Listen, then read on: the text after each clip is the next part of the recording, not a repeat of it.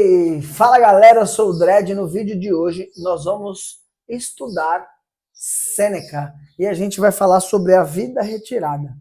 Sêneca foi um dos maiores filósofos do estoicismo e ele é conhecido principalmente pelas suas consolações, que é um formato de escrita onde ele respondia a parentes, amigos, familiares e até a sua mãe com um consolo, com uma receita para lidar com aquilo. Sêneca é o que a gente tem mais perto de um psicólogo na época lá, há mais de 2000 anos atrás, na Grécia e depois em Roma, e as suas cartas servem para nos ajudar até hoje. Então, esse é o primeiro vídeo dessa série, onde a gente vai mergulhar nesse livro aqui de Sêneca, que trata de 3 livros dele, né? O da tranquilidade da alma, da vida retirada e da felicidade. A gente vai começar pela vida retirada. E o que ele quer dizer com isso? Ele quer dizer da importância de nós termos um tempo recluso para a gente e da gente até viver longe de grandes multidões, longe da maioria das pessoas. E ele começa assim, ó: os vícios nos acompanham constantemente, mesmo que não busquemos nenhuma outra coisa saudável, retirar-se por si só ainda poderia ser proveitoso, pois nos tornaria melhores do que somos. Então ele começa dizendo aqui o primeiro parágrafo que os vícios nos acompanham constantemente. Então nós nascemos com uma inclinação a ter vícios de comportamento. O que são vícios de comportamento? Ignorância, injustiça, medo, o descontrole ou todas as coisas que nos levam a isso. E aí ele diz: embora a gente não busque, mesmo que a gente não busque nenhuma outra coisa saudável, nenhuma coisa especial, o fato da gente se recluir já traria benefícios por si só. Que pensar então da utilidade de se retirar para perto de homens qualificados e escolher um exemplo para orientar nossa vida? Ele fala, ó, se a gente for para um canto sozinho já tem benefícios. Agora imagina se a gente for para esse canto e ali tiver um grupo de homens, de pessoas, né, seletas, e eu escolher um dessas pessoas sábias para me ajudar a me guiar na minha vida. Percebe? Aqui ele está falando da importância do ambiente, obviamente. Tem até uma frase clássica que diz que você é a média das 5 pessoas que você mais convive. E ele está falando sobre a importância da gente ter um mentor ou ter mentores, né? Pessoas que vão nos ajudar a olhar a vida de uma perspectiva que a gente não tem. Um amigo meu e aluno, Miguel, ele falou uma vez e eu fiquei com isso gravado em mim. Imagina que nós estamos vivendo dentro dessa garrafa aqui. E lá dentro a gente não consegue ler o que está escrito aqui fora.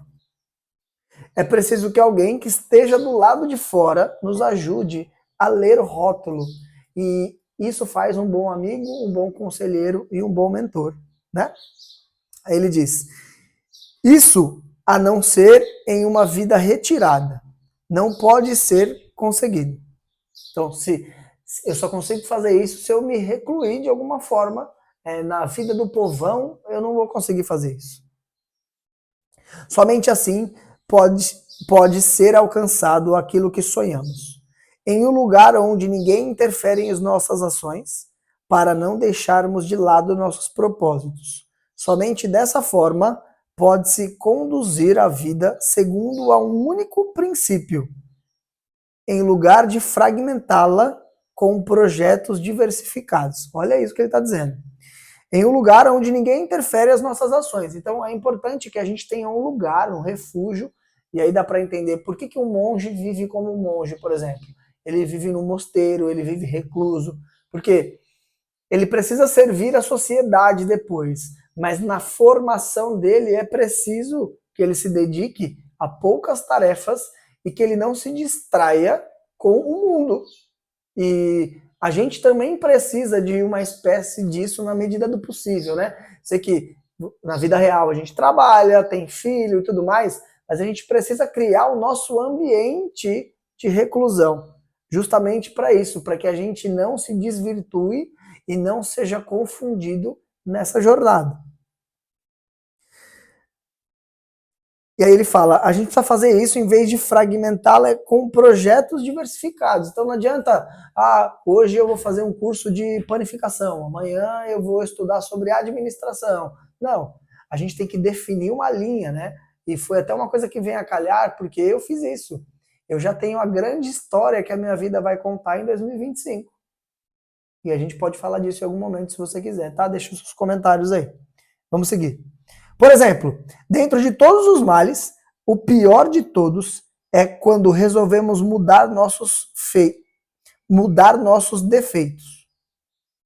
Passar de uma coisa para outra pode agradar, mas não ao mesmo tempo. De novo.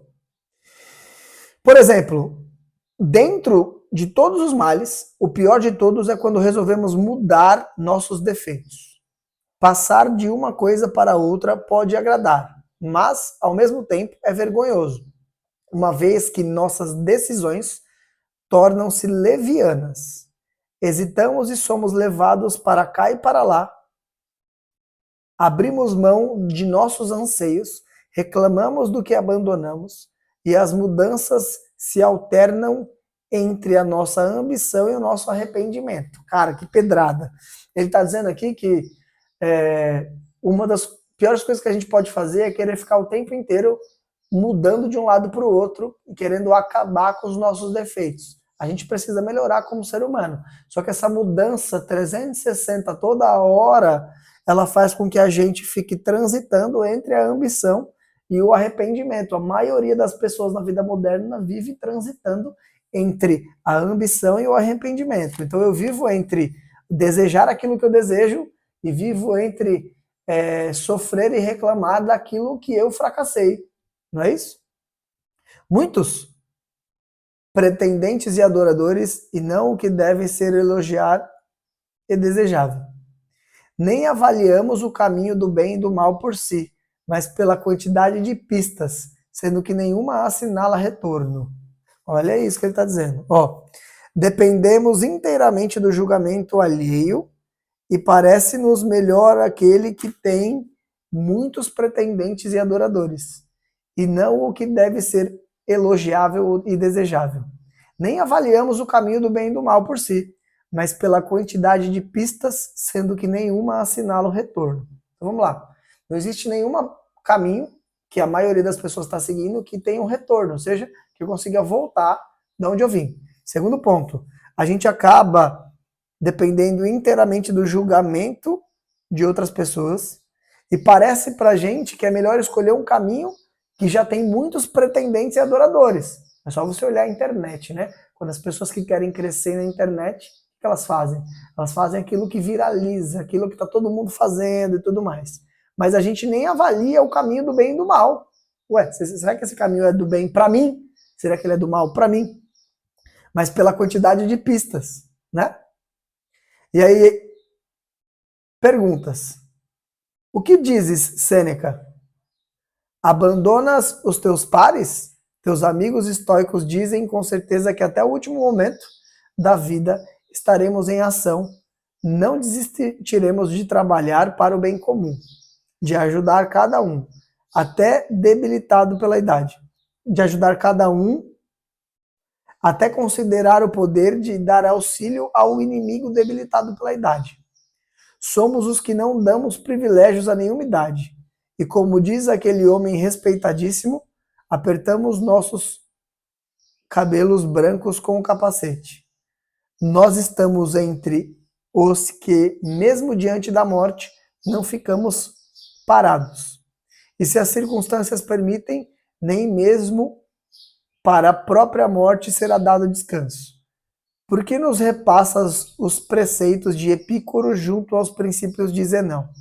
Porque em lugar de trair Zenão, visto que ele te causa aborrecimento, não o abandona completamente. Aqui ele está sendo confrontado e questionado por uma conversa aqui, falando assim, peraí, o que você está dizendo é o oposto do que os estoicos dizem. O que você está dizendo é o que os epicuristas dizem. De uma forma breve, epicuristas, eles acreditam que o sentido da vida é a busca do prazer. Tá? E se você é contra o estoicismo e a favor do epicurismo, por que você não abandona logo as ideias de Zenão? Zenão é o fundador do estoicismo, né? já que você não concorda com eles, está falando outra coisa. Aí ele diz aqui, ó, quero provar que não estou em conflito com a doutrina estoica, nem eles estão contra os próprios ensinamentos. Mesmo que eu os abandonasse, seria desculpado, porque continuaria seguindo o exemplo deles. O que passo a dizer será dividido em duas partes. Em primeiro lugar, alguém pode, desde a primeira idade, se entregar inteiramente à contemplação da verdade e à busca da razão de viver, praticando de forma reservada. Depois, vou mostrar que em idade já avançada, o homem com completa capacidade pode continuar servindo e orientando os demais, tal como as virgens vestais que gastam muitos anos entre vários ofícios para aprender as funções sagradas, depois passam a ensinar aos outros aquilo que tinham aprendido.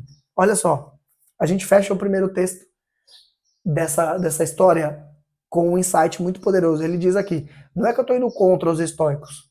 O que eu estou dizendo é, a gente deve servir a humanidade, como dizem os estoicos. Porém, a gente deve se preparar para servir. Porque se eu estou uma porcaria, eu vou servir uma porcaria. Então, eu criar um sistema de reclusão que não me distraia para trabalhar em mim mesmo, vai me permitir ser mais útil para os outros. Então, antes de estender a mão para o outro, se capacite para ajudar o maior número de pessoas. Se curtiu esse vídeo, me deixa saber o que você achou. A minha ideia é fazer isso com todos os textos clássicos do estoicismo, trazer aqui com você, ler com você e explicar o que eles querem dizer.